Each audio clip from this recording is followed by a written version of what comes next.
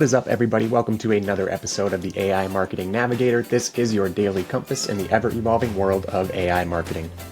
Okay, Navigators, back today with another Daily Digest episode because the AI news just keeps coming too quickly and there's too much to try and break it up into individual episodes for you.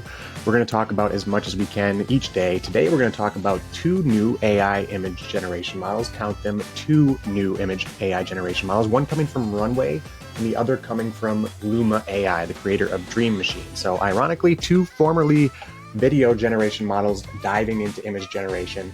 Then we will talk about a recent update from Anthropic that looks to enable more seamless agentic AI capabilities in the future for any tools that are looking to be accessible to large language models. So let's go ahead and get into it.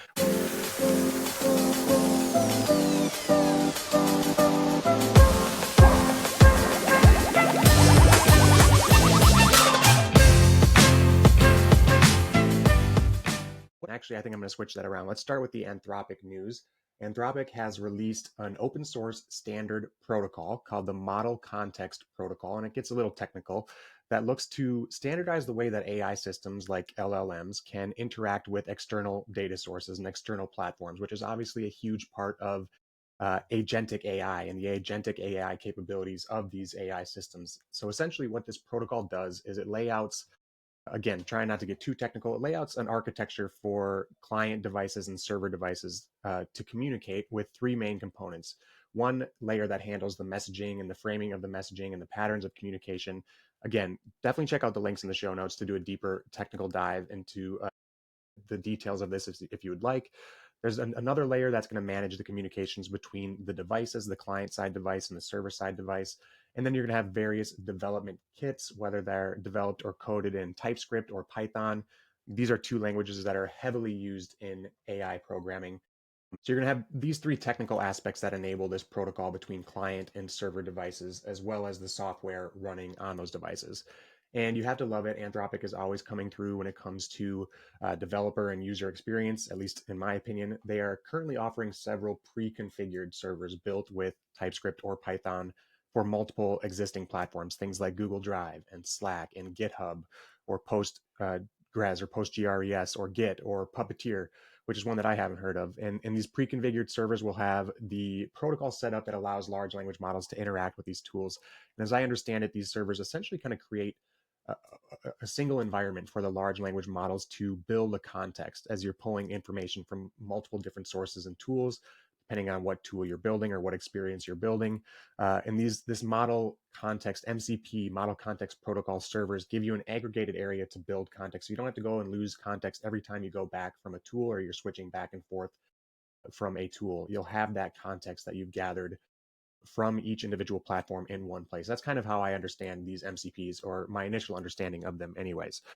So as standards and protocols like this are rolled out across the developer community, it only means good things for the agentic capability of these LLMs and of these tools. And we obviously love that here on the AI Marketing Navigator, as you all know.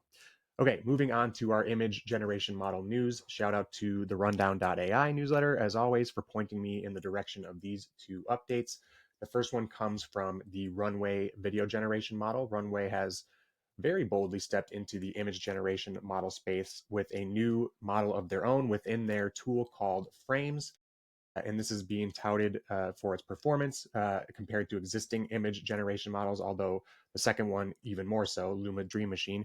But anyway, one of the biggest perks of Frames, and I think the strengths of this model, is going to be the fact that it integrates directly into that Gen 3 Alpha video platform of Runways that is so powerful and generates such incredible video content. We've talked about that tool a couple of times on this show. So anyway, the Frames image model uses a concept of quote unquote worlds, which essentially control the styles within these images, providing consistent visual styles across multiple images. And we've seen a lot of similar features across image generation models. And it sounds like Frames will have something like that as well, something, like anime or film aesthetic, different styles or aesthetics that you can apply. So Frames is going to be gradually rolled out to users of the Gen 3 Alpha video platform. So don't be surprised if you haven't seen it yet. Access should be rolled out in the coming weeks. And then deeper technical details about the training data and the architecture of the model are yet to come from Runway. Although I wouldn't worry too much about Runway as far as the copyright issues go, because they are pretty forward thinking. They're the ones that have secured some partnerships with Lionsgate the film production company. So I would imagine they're doing something responsible or something similarly responsible when it comes to the image side of their tool. So if you are a Runway user and you do have frames, or you've gotten frames early, definitely check it out and then let us all know how it looks and how it compares. If you're not a Runway user, or if you are a Runway user who doesn't have access to frames yet, like me, then you can hop over to Luma, the creators of Dream Machine, another video generation model that we've talked about on this show, because they are also adding or releasing a new image generation model within their platform. This model is called Photon. So we have frames from Runway and Photon from Luma. Add those two tools to the growing list of tools and names that we're all trying to keep up with every day. This model is really coming out of the gates swinging with some of the impressive claims about performance. For instance, they claim that using Luma's proprietary universal transformer architecture, they're getting processing speeds on their image generation up to 800% faster than comparable models, which is pretty significant, obviously. So you're seeing a lot of cost efficiency there, and they're also seeing strong text generation and text rendering capabilities, which, as we know and as we've talked about, is a huge issue and a huge capability need in these image generation models. You're also going to have the ability to use multi-image prompting, which is going to allow you to generate multiple images based on a single reference. Also, consistent character generation. You're going to be able to use a single image character reference for a character reference system within this tool. So from a design standpoint, consistency is one of those main challenges as well when we're using these tools.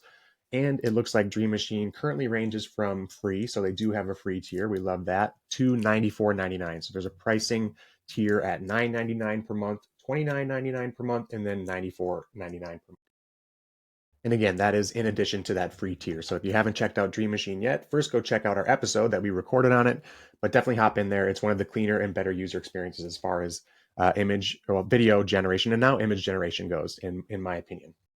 So there you have two new image models to check out if you have access to frames, that is. So today was very nearly a new image model edition of the Daily Digest. But that does it for today's episode. If you enjoyed the show or found it useful in any way, please do me a favor and follow on Spotify or subscribe on your podcast platform of choice. A review on top of that would be even more appreciated and is so super helpful to the show. Also, if you are watching on YouTube, make sure to hit that subscribe button and turn on notifications so you get notified each day when the episode drops. But until then, and as always, thanks for joining me, and remember to stay curious, stay consistent, and keep navigating forward.